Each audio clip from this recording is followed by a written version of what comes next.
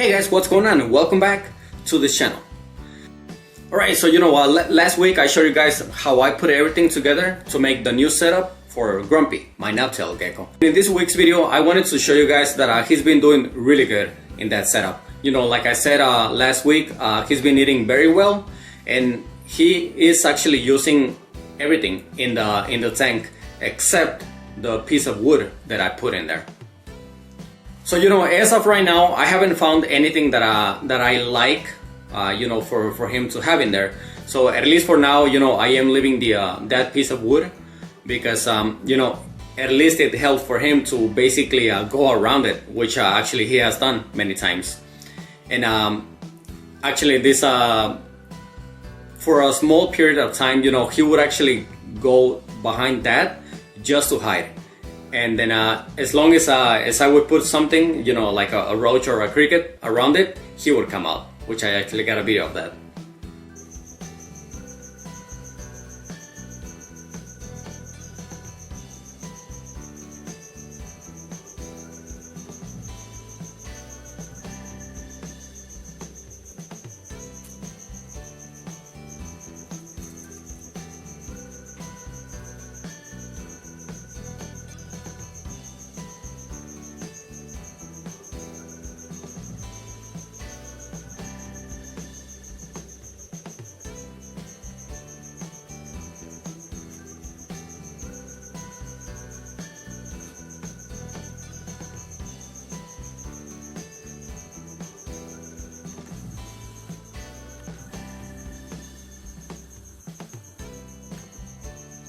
Also, like I said last week, right away on the very same day that he went in that tank, he actually wanted to eat. So it was my own fault that he ended up not eating, because I made him lose interest in the roach after I tried to make him come out of the hide.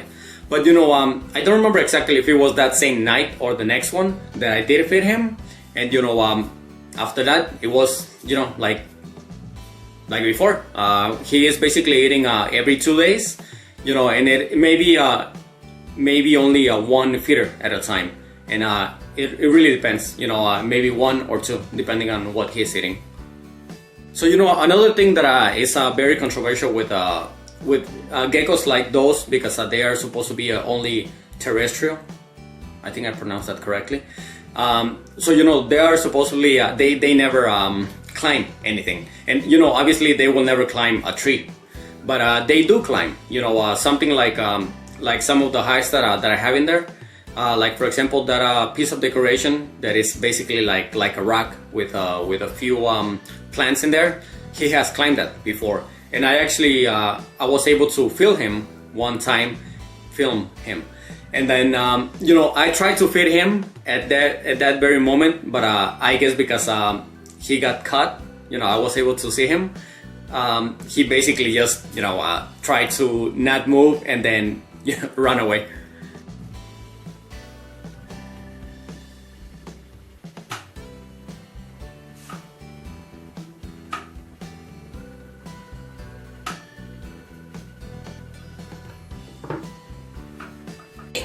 But obviously that's that piece of decoration is not hide at all, but one of the houses that I have for him, one of the hides that it looks like a house, is actually quite tall, and he was able to climb that. I actually found him not in this setup, but in the one where he was before.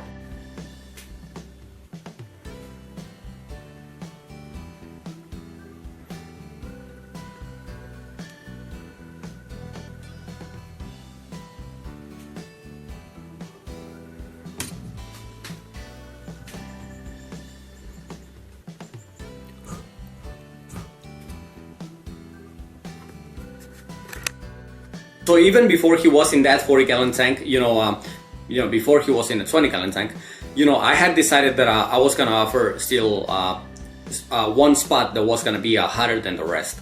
I decided to go with overhead heat. So I got a ceramic heat emitter, obviously connected to a thermostat set to 90 degrees. I think the problem is that a lot of people think that because they are geckos and they are nocturnal, they will not see something hotter.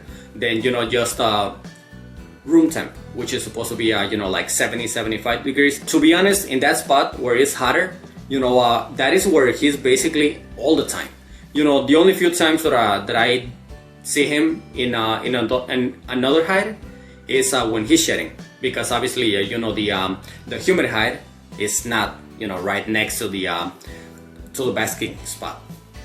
And, you know, obviously I got, you know, some pictures, you know, just to show that he's most of the time he's in that hide, which is, you know, basically the hot hide. So, you know, obviously I don't have like a ton of experience like, you know, many other people, but you know, this does prove to me that they do seek a hotter spot than just you know, 70-75 degrees.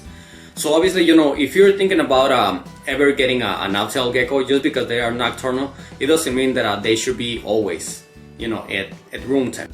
And, you know, obviously, you know, now that I know that he's good in that 40-gallon tank, my next step would be to try to make it bioactive. So, you know, obviously I tried to put a few plants right there when I made this tank, but, you know, like I said before, he ended up killing them because he dug around them, and, you know, they ended up just dying. All right, so, you know, obviously that basically makes me try to think about you know, a better way for me to make the setup. You know, obviously, like I said, I am going to change that piece of wood for something that he might be able to use, because you know, like I said, that's exactly what I want. You know, obviously he's not going to be climbing, you know, branches or stuff like that, but maybe something like another piece of decoration that he might be able to climb and, you know, and use. I want to provide as much enrichment for him as possible, and, you know, hopefully he's able to use everything in that tank. Alright guys, well, you know, I guess that's gonna be all for me. You know, this is just a quick video just to show you guys how he's been doing, and, you know, just to prove that just because they are a small species of gecko, it doesn't mean that a 40-gallon tank is way too big. Okay, so, you know, like always, make sure to please give it a like if you guys enjoyed this video. You know, make sure to subscribe if you haven't, and please make sure to turn on those notifications. Obviously, before the video ends, I would like to give you guys a couple of clips from Grumpy eating, so I hope that you guys appreciate that, and I will see you next week.